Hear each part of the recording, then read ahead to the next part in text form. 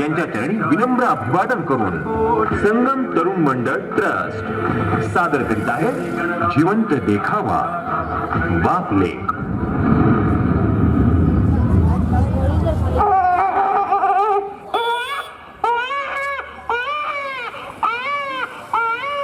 अभिनंदन, तुम्हाला मुलगी झालीये.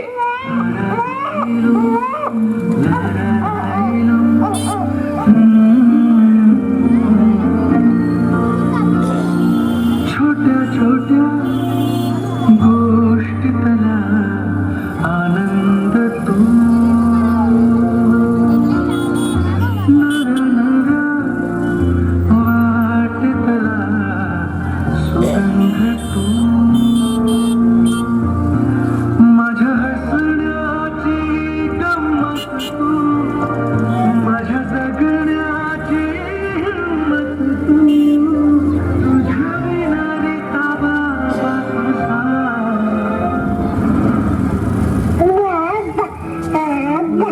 अले ले ले ले ले परत बोल पप्पा पप्पा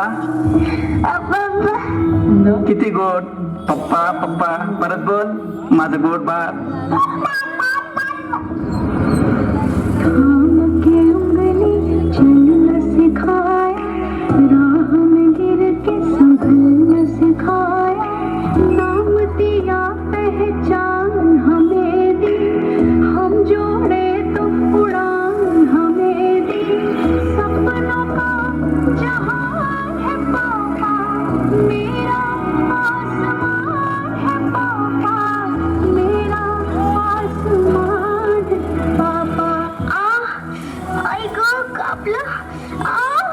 काय झालं मनू मनू बापरे बापरे किती रक्त येतंय.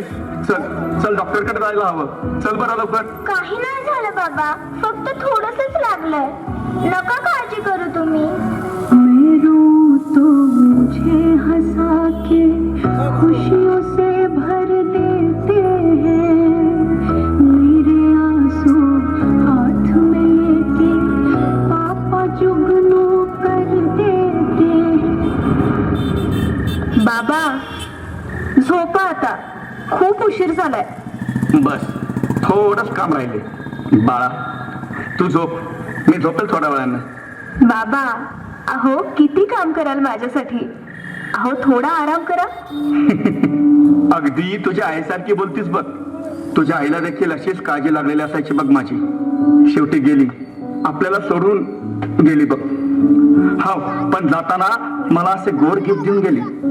तुझ्यासारखे छानस गिफ्ट देऊन गेले बघ मला. पण खरं सांगू, जाताना माझ्यावर एक मोठी जबाबदारी सोपवून गेली बघ. ती म्हणजे बाबासोबत आई होण्याची. पण म्हणू मला वाटतंय मी बाप तर झालो ग, पण मला तुझ्यासाठी आई व्हायला नाही जमलं.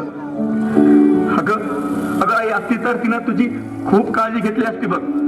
बाबा अहो काय बोलताय तुम्ही. खर तर तुम्ही कधी आईची आठवणच येऊ दिली नाही मला.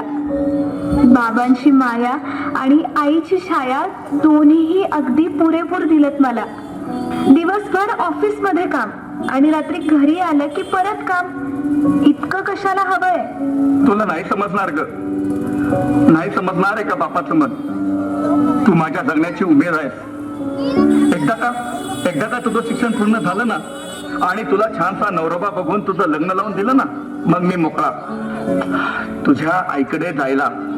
अगं लेकराचं सुख हेच आई बापाचं सुख असतं बघ. झोपा आता, उशीर झालाय खूप. मला पण सकाळी कॉलेजला जायचंय. हो ग माझी आई, झोपतो. आई ग.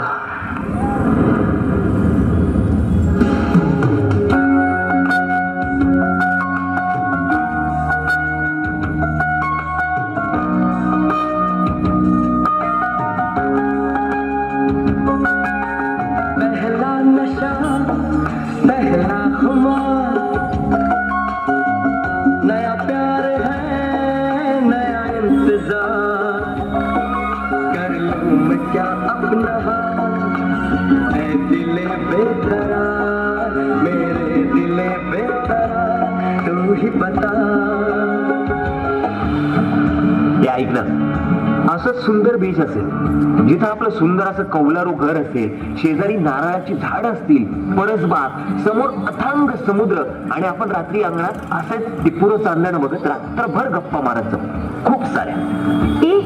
आपण बाबांना पण आपल्यासोबत ठेवूयात लग्नानंतर.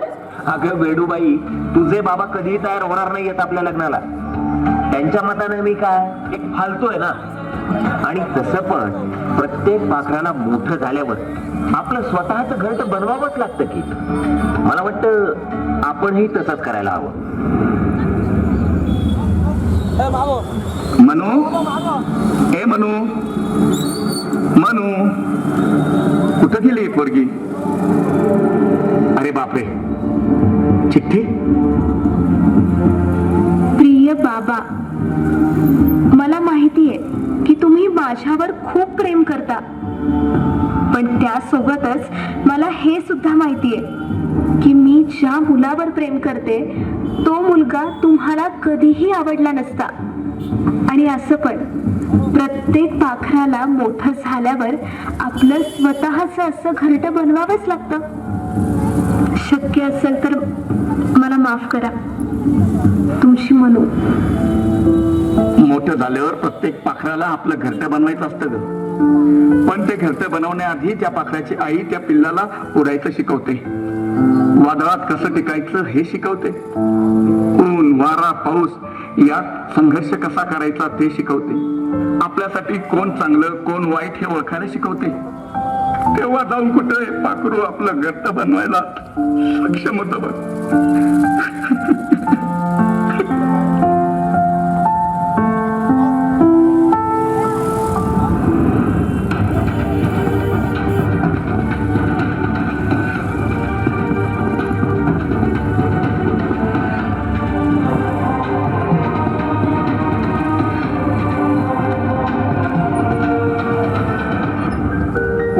भर दिवसा एकतर्फी प्रेमातून झालेल्या हल्ल्यामुळे अख्खं शहर पुन्हा एकदा हादरून गेलेलं आहे. ब्रेकअपचा राग मनात धरून आरोपीनं भर चौकात कॉलेज तरुणीवर कोयत्यानं वार केले.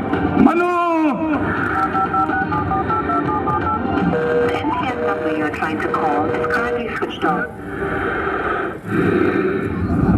कोलकात्यामध्ये मेडिकल कॉलेजमध्ये महिला डॉक्टरवरती अत्याचार करून तिची हत्या करण्यात आली आणि या घटनेमुळे संपूर्ण देश हादरला असून या घटनेच्या निषेधार्थ इंडियन मेडिकल असोसिएशननं आज देशव्यापी संप पुकारलाय.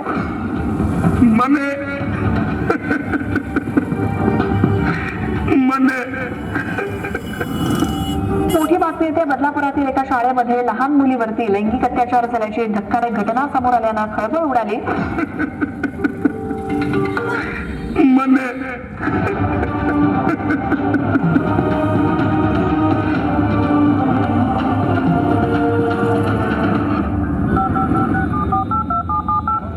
मला वाटलंच होतं तुझं कोणासोबत तरी लफडं असणार. खरं सांग, कोण होता तो?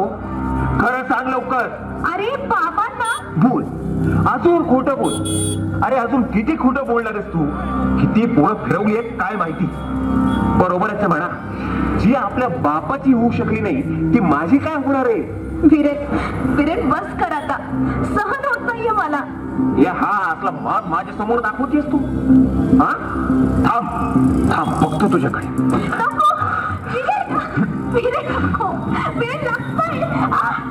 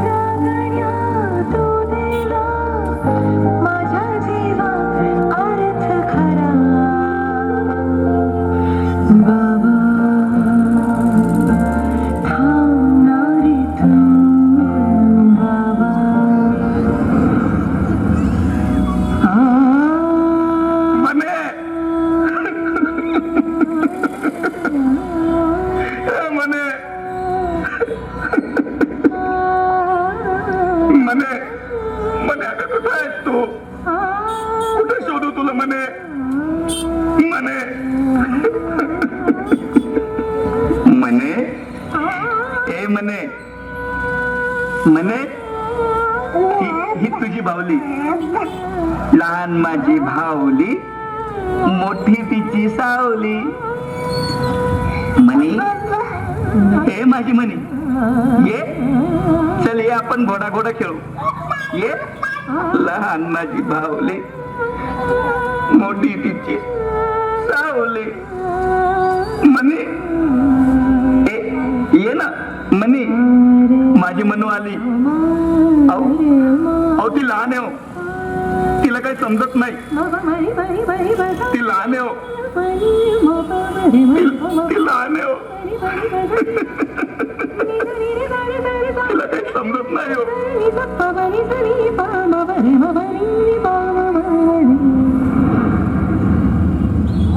बाबा बाबा इथे खूप काळोख आहे बाबा मला वाचव ना मला खूप भीती वाटतेय बाबा बाबा मला समजत नाहीये रे मी कुठे आलीये बाबा खर तर तळ हाताच्या फोडाप्रमाणे जपलंस तुम्हाला पण मला समजलं नाही कामावरून घरी आल्यावर थकलेले तुझे खांदे आपला सगळा थकवा विसरून मला खांद्यावर घेऊन फिरण्यामध्ये धन्यता मानायचंय आणि आपला थकवा विसरून जायचंय खर तर पृथ्वीवर फक्त एकच पुरुष आपल्यावर जीवापाड प्रेम करू शकतो तो म्हणजे आपला बाबा पण मोहात पडून कित्येक मुली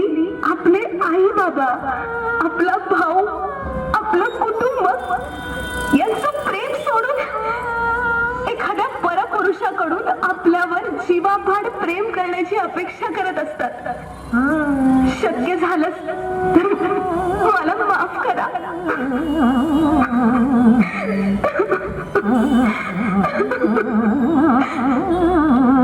एखादी मुलगी एखाद्या राजाची राणी असो किंवा नसो पण एका बापाची राजकुमारी मात्र नक्की असते बाबा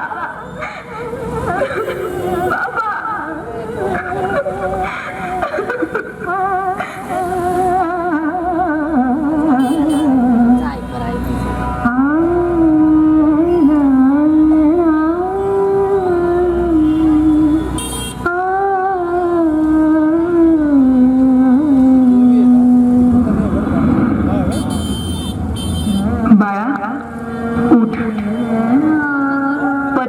आपल्या पतीने कष्टाने कमवलेलं धन सांभाळताना लक्ष्मी असते समाजातील अशिक्षितांना साक्षर करताना सरस्वती असते आपल्या पतीची रक्षा करताना पार्वती असते तसंच आपल्या पतीसोबत वनवास काढताना सीता सुद्धा असते पण अन्याय अत्याचार झाल्यावर ती दुर्गा असते कधी कालिका असते कधी महिषासुर मर्दिनी असते आपल्यावर अन्याय अत्याचार झाल्यावर त्या विरोधात पेटून उठायला शिक त्या विरोधात बंड पुकारायला शिक